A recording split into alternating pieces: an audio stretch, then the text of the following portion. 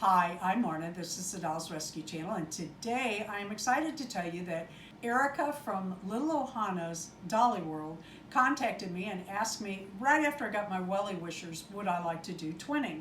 So we picked out these cute little outfits off of AliExpress and then waited forever for them to come. And aren't those bows cute? Whoa, hang on, little girl. So she is dressing her doll today in the same little outfit. I was disappointed because while these shoes are better, made nicer than the pair that was supposed to come with this outfit, the others were gold glitter, and I wanted to make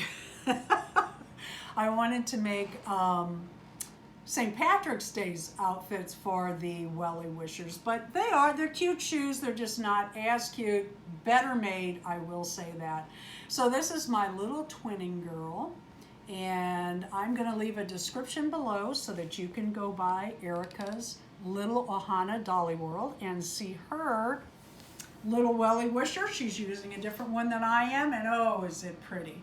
Thank you for watching the Dolls Rescue Channel. Please leave a like, a comment, and subscribe.